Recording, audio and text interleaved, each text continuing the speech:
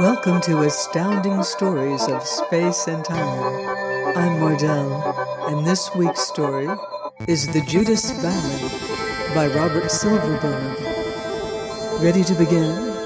Then let's blast off. Peter Wayne took the letter out of the machine, broke the seal, and examined it curiously. It was an official communication from the Interstellar Exploration Service. It read, "From Lieutenant General Martin Scarborough, IES, to Captain Peter Wayne, Preliminary Survey Corps. Report immediately to this office for assignment to IES Lord Nelson. Full briefing will be held at 2200 hours, 14 April 2103, by order of the Fleet Commandant." It was short, brief and to the point, and it gave no information whatsoever. Peter Wayne shrugged resignedly, put the letter down on his bed, walked over to the phone, and dialed a number. A moment later, a girl's face appeared, blonde-haired with high cheekbones, deep blue-green eyes, and an expression of the lips that intriguingly combined desirability and crisp military bearing. "Lieutenant James speaking," she said formally. Then as Wayne's image appeared on her screen, she grinned. "Hi, Pete, what's up?" "Listen, Sherry," Wayne said quickly. "I'm going to have to cancel that date we had for tomorrow night. I just got my orders." The girl laughed. "I was just going to call you. I got a fact sheet, too. Looks as though we won't see each other for a while, Pete." "What ship are you getting?" "The Lord Nelson." It was Wayne's turn to laugh. "It looks as though we will be seeing each other. That's my ship, too. We can keep our date in the briefing room." Her face brightened. "Good. I'll see you there then," she said. "I've got to get my gear packed." "Okay," Wayne said. "Let's be on time. You know how General Scarborough is." She smiled. "Don't worry, Peter. I'll be there. So long for now." "Bye, Sherry." He cut the connection, watched the girl's face melt away into a rainbow-colored diamond of light, and turned away. There were a lot of things to do before he would be ready to leave Earth for an interstellar tour of duty. He wondered briefly, as he started to pack, just what was going on. There was usually much more notice on any big jump of this order. Something special was up, he thought, as he dragged his duffel bag out of the closet. He was at the briefing room at 21:58 on the nose. The Interstellar Exploration Service didn't much go for tardiness, but they didn't pay extra if you got there a half hour early. Captain Peter Wayne made it a point of being at any appointment 2 minutes early, no more, no less. The room was starting to fill up with men and women Wayne knew well, had worked with on other expeditions, had lived with since he'd joined the IES. They looked just as puzzled as he probably did, he saw.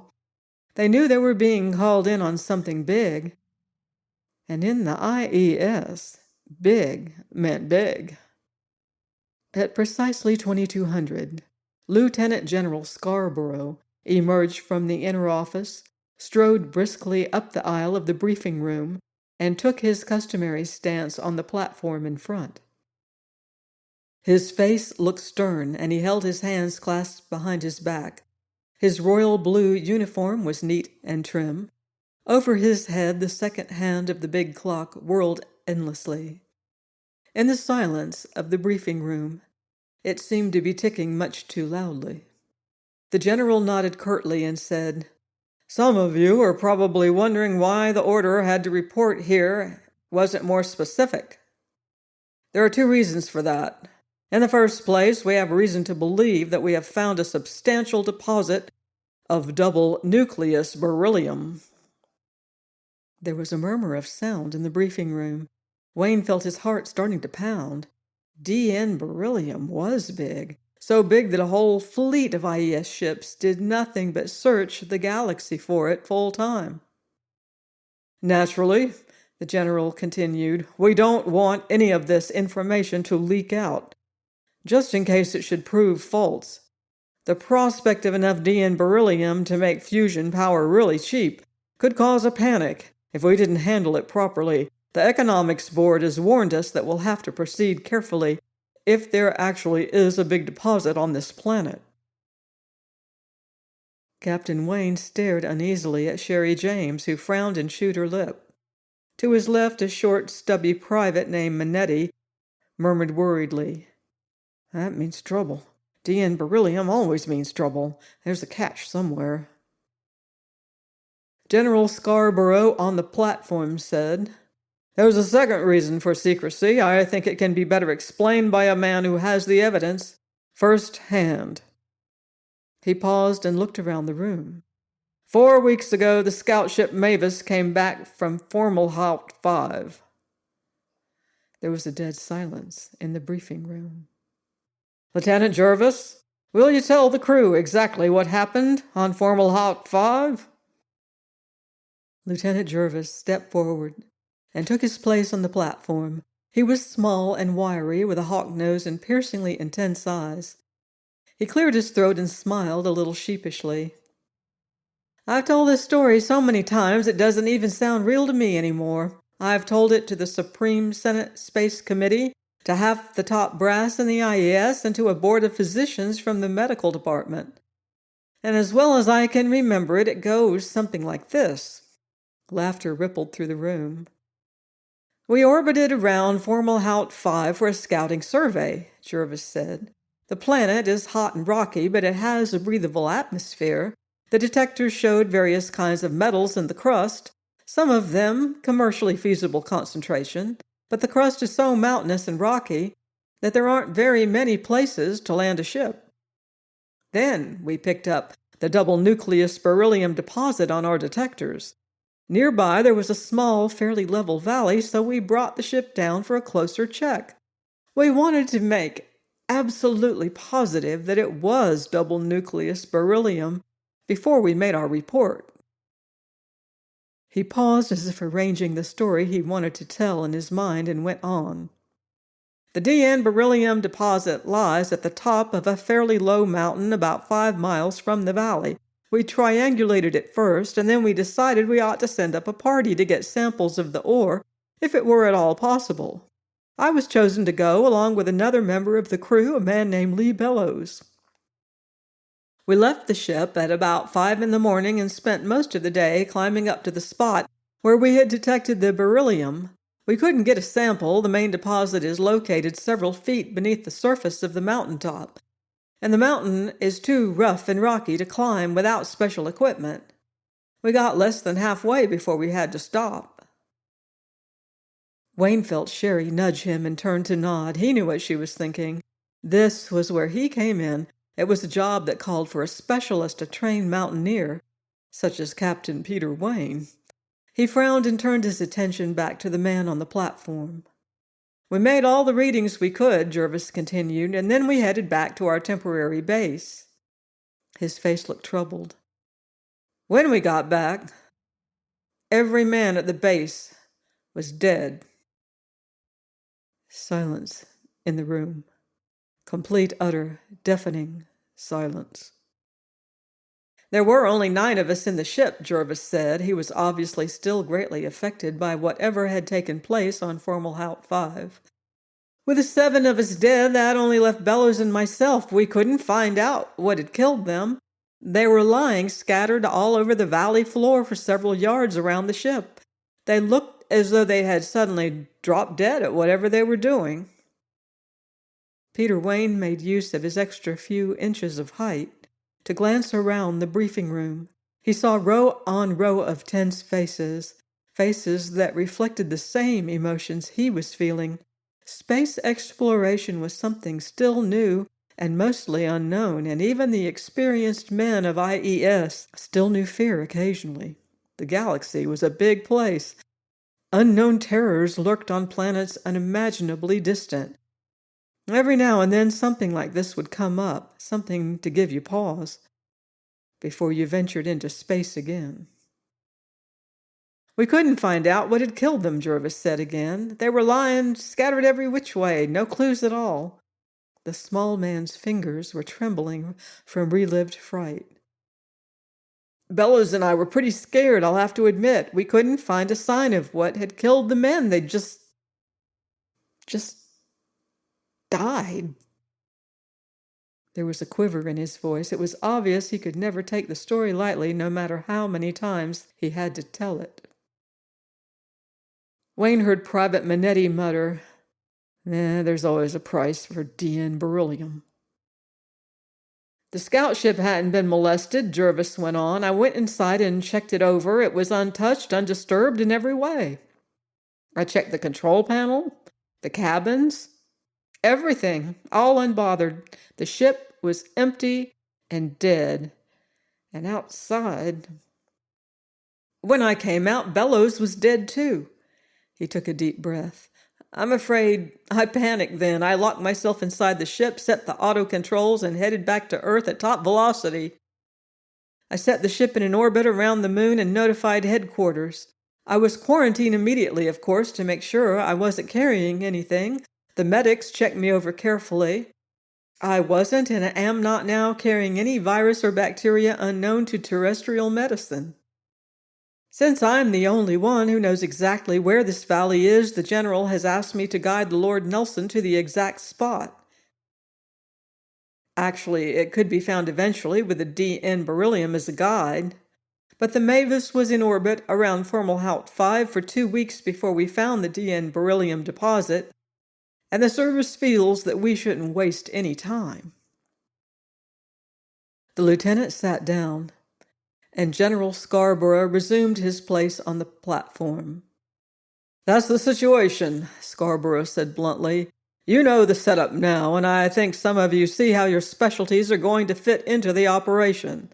As Lieutenant Jervis pointed out, we don't know what killed the crew of the Mavis, therefore we are going to take every possible precaution. As far as we know, there are no inimical life forms on Forhault V, but it's possible. Then there are things we don't know about, such as airborne viruses that kill in a very short time. If so, then Lieutenant Jervis is immune to the virus and is not a transmitter or carrier of it. However, to guard against such a possibility, no one will leave the Lord Nelson once it has landed without wearing a spacesuit. The air is breathable, but we are taking no chances. Also, no one will go out alone. Scouting parties will always be in pairs, with wide-open communication with the ship, and at no time will more than 10% of the ship's company be outside at any one time. Wayne made a rough mental computation. The Lord Nelson holds 60. That means no more than 6 out at any single time. They really must be worried. Aside from those orders, which were decided on by the Service Command, you'll be under the direct orders of Colonel Nels Peterson. Colonel Peterson. Peterson was a tall, hard-faced man with a touch of gray at his temples. He stepped forward and stared intently at the assembled crew. Our job is to make the preliminary preparations for getting DN beryllium out of the crust of Forhault V. We're supposed to stay alive while we do it. Therefore, our secondary job is to find out what it was that killed the scouting expedition of the Mavis. There are 60 of us going aboard the Lord Nelson tomorrow, and I'd like to have 60 aboard when we come back. Got that? He leaned forward, stretched upward on his toes, and smiled mechanically. Fine. Now, you all know your jobs, but we're going to have to work together as a team. We're going to have to correlate our work so that we'll know what we're doing. So don't think that we won't have anything to do during the 2 weeks it will take to get us to Forhault V. We're going to work it as though it were a shakedown cruise. If anyone doesn't work out, he'll be replaced, even if we have to turn around and come back to Earth. On a planet that has wiped out a whole scouting expedition, we can't afford to have any slip-ups. And that means we can't afford to have anyone aboard who doesn't know what he's doing or doesn't care. Is that clear? It was. All right, said the colonel. Let's get out and get acquainted with the Lord Nelson. The briefing session broke up well past midnight, and the group that would shortly become the crew of the Lord Nelson filtered out of the building and into the cool spring air. Each man had a fairly good idea of his job, and each man knew the dangers involved. No one had backed out. What do you think of it, Pete? Sherry James asked as they left together. Sounds pretty mean. I wish we knew what the answers were beforehand, Wayne said. He glanced down at Sherry. The moon was full, and its rays glinted brightly off her golden hair. It's a risky deal, as Peterson said. 9 men go out, 8 die. Of what? Just dead, that's all. It's the way the game goes, Sherry said. You knew that when you joined the Corps. They turned down the main road of the IES compound and headed for the snack bar. Wayne nodded. I know, kid, it's a job and it has to be done, but nobody likes to walk into an empty planet like that knowing that 8 of the last 9 guys who didn't come back. He put his arm around her and they entered the snack bar that way. Most of the other crew members were there already. Wayne sensed the heightening tenseness on their faces. 2 nuclear fizzes, he said to the PFC at the bar, with all the trimmings. What's the matter, Captain? Said a balding, pot-bellied major a few stools down who was nursing a beer. How come soft drinks tonight, Wayne? Peter grinned. I'm in training, Major Osborne. Gotta kill the evil green horde from Rigel 7. I don't dare drink anything stronger than sarsaparilla.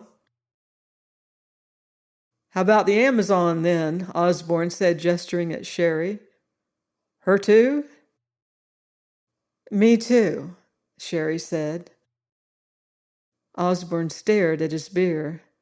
You two must be in Scarborough's new project, then. He squinted at Peter, who nodded almost imperceptibly. You'll need luck, Osborne said. No, we won't, Wayne said. Not luck. We'll need more than just luck to pull us through. The nuclear fizzes arrived. He began to sip it quietly. A few more members of the crew entered the snack bar. Their faces were drawn tensely.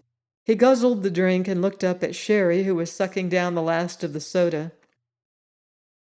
Let's get going, Lieutenant James. The non-coms are coming, and we don't want them to make nasty remarks about us. The Lord Nelson blasted off the next evening after a frenzied day of hurried preparations. The crew of 60 filed solemnly aboard. Colonel Peterson last, and the great hatch swung closed. There was the usual routine loudspeaker business while everyone quickly and efficiently strapped into his acceleration cradle, and then the ship leapt skyward. It climbed rapidly, broke free of Earth's grasp, and out past the moon, abruptly winked out of normal space into overdrive. It would spend the next 2 weeks in hyperspace, short-cutting across the galaxy to Forhault V. It was a busy 2 weeks for everyone involved. Captain Peter Wayne, as a central part of the team, spent much of his time planning his attack. His job would be the actual climbing of the mountain where the double nucleus beryllium was located. It wasn't going to be an easy job. The terrain was rough. The wind, according to Jervis, whipped ragingly through the hills, and the jagged peaks thrust into the air like the teeth of some mythical dragon.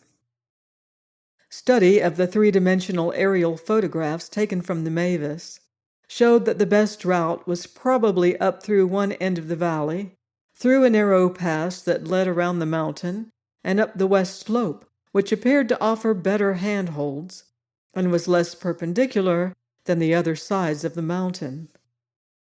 This time the expedition would have the equipment to make the climb.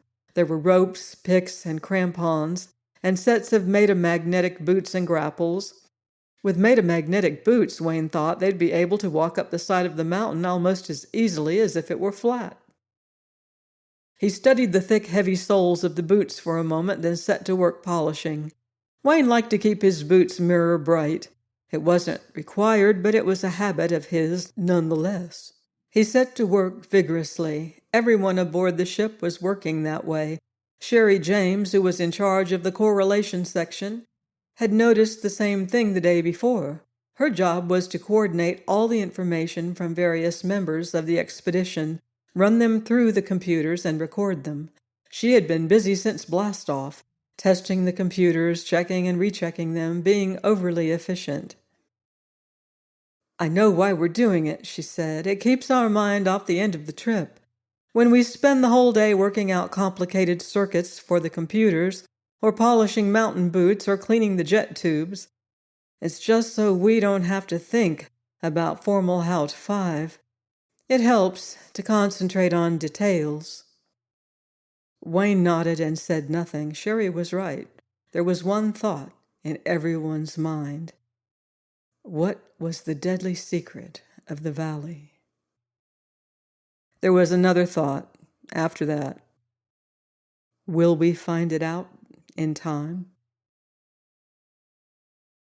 After 2 weeks of flight through the vast blackness of interstellar space, the Lord Nelson came out of overdrive and set itself in an orbit around the Forhault V.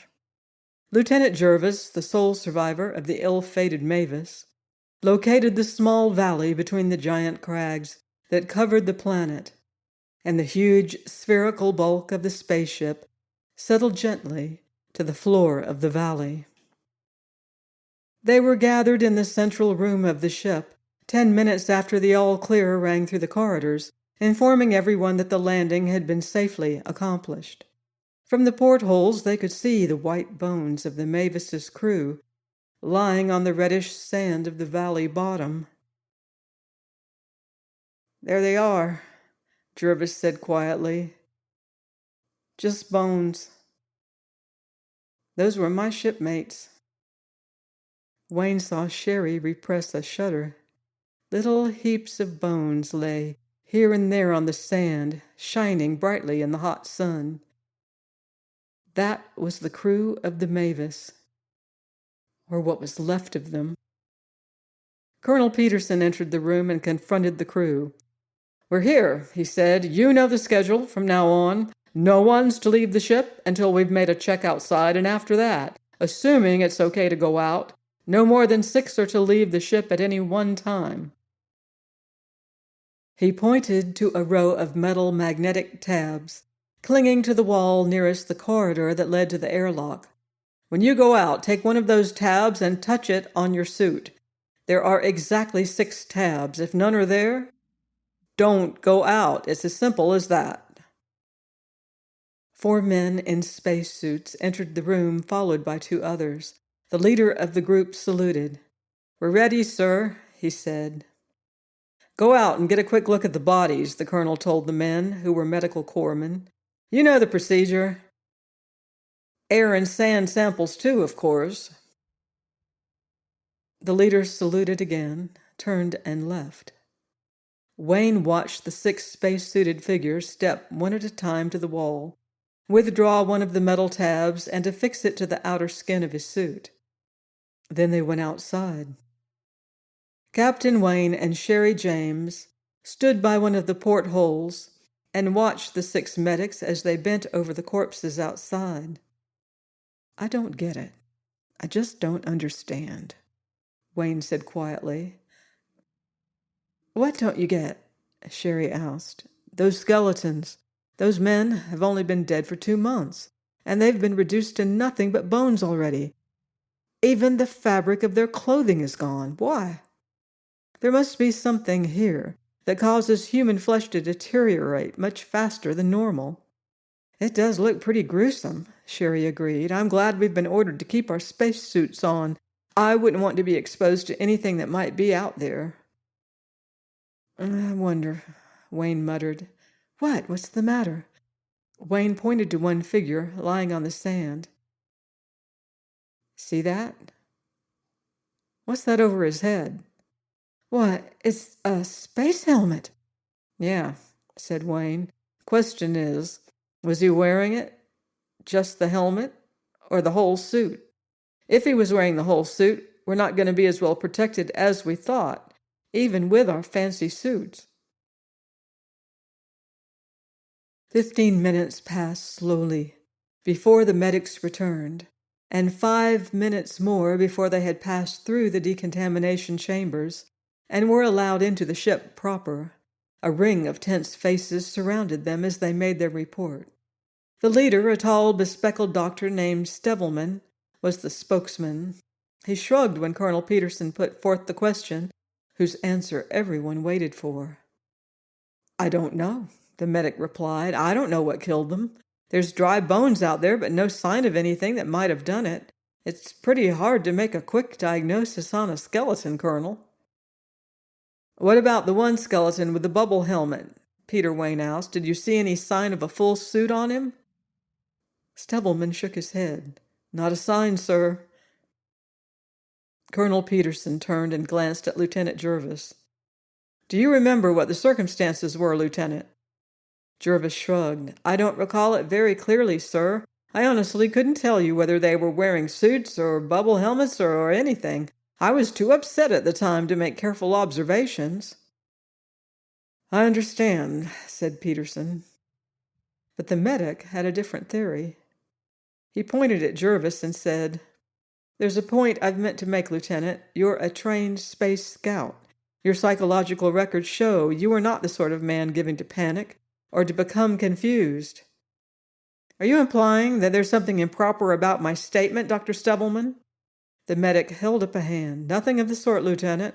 But since you're not the sort to panic, even in such a crisis as the complete destruction of an entire crew of your scout ship, you must have been ill. Partly delirious from fever. Not delirious enough to cause hallucinations, but just enough to impair your judgment." Jervis nodded. "That is possible," he said. "Good," said Stevelman. "I have two tentative hypotheses, then." He turned to the colonel. "Should I state them now, Colonel Peterson?" "There's to be no secrecy aboard this ship, Doctor. I want every man and woman on the ship to know all the facts at all times." "Very well," the medic said. "I'd suggest the deaths were caused by some unknown virus or perhaps by some virulent poison that occurred occasionally, a poisonous smog of some kind that settled in the valley for a time and then dissipated." Wayne frowned and shook his head. Both hypotheses made sense. "Do you have any suggestions, Doctor?" Peterson said. "Since we don't have any direct information about why those men died, Colonel, I can't make any definitive statements. But I can offer one bit of advice to everyone. Wear your suits and be alert." During the week that followed, several groups went out without suffering any ill effects. A short service was held for the 8 of the Mavis, and then the skeletons were buried in the valley. They ran a check on the double nucleus beryllium toward the end of the week after it had been fairly safely established that no apparent harm was going to come to them. Wayne and Sherry were both in the crew that went outside to set up the detector. "You man the detector plate," said Major McDougal, who was in charge of the group, turning to Wayne. He put his hand on the plate and waited for the guide coordinates to be set. McDougal fumbled at the base of the detector for a moment, and the machine began picking up ecloptic radiations. Wayne now looked down at the detector plate. "Here we are," he said. "The dial's oscillating between 4 and 8, all right. Stuff's here." McDougal whistled gently. "It's really sending, isn't it?" He pointed toward the mountaintop. "From up there, too. It's going to be a nice climb. Okay. Pack the detector up and let's get back inside." They entered the airlock and passed on into the ship. "The DN beryllium is up there, sir," Major McDougal said. "It's going to be a devil of a job to get up and find the stuff." "That's what Captain Wayne's here for," Peterson said. "Captain, what do you think? Can you get up here?" "It would have been easier to bring along a helicopter," Wayne said wryly. "Pity the things don't fit into spaceships. But I think I can get up there. I'd like to try surveying the lay of the land first. I want to know all the possible routes before I start climbing." "Good idea," Peterson said. "I'll send you out with 3 men to do some preliminary exploring. Boggs, Minetti, McPherson, suit up and get with it." Wayne strode toward the spacesuit locker, took out his suit and donned it. Instead of the normal space boots, he put on the special metamagnetic boots for mountain climbing. The little reactors in the back of the calf activated the thick metal sole of each boot so that it would cling tightly to the metallic rock of the mountain. Unlike ordinary magnetism, the metamagnetic field acted on all metals, even when they were in combination with other elements. His team of 3 stood before him in the airlock room. He knew all 3 of them fairly well from Earthside. They were capable, level-headed men. And at least one, Boggs, had already been out in the valley surveying once, and so knew the area pretty well. He pulled on the boots and looked up. "We're not going to climb the mountain this time, men. We'll just take a look around it to decide which is the best way." "You have any ideas, sir?" Sergeant Boggs asked. "From looking at the photographs, I'd guess that the western approach is the best. But I may be wrong. Little details are hard to see from 500 miles up, even with the best of instruments, and there may be things in our way that will make the west slope impassable. If so, we'll try the southern side. It looks pretty steep, but it also seems rough enough to offer plenty of handholds." "Too bad we couldn't have had that helicopter you were talking about," said Boggs. Wayne grinned. "With these winds, they'd smash us against the side of the mountain before we got up 50 feet. You ought to know, Sergeant. You've been out in them once already." "They're not so bad down in this valley, sir," Boggs said. "The only time you really notice them is when you climb the escarpment at the northern end. They get pretty rough up there." Wayne nodded. "You can see what kind of a job we'll have. Even with made-up magnetic boots and grapples, we'll still have to use the old standbys." He looked at the men. "Okay, we're all ready. Let's go." Join me next week on Astounding Stories of Space and Time for Part 2 of the Judas Valley.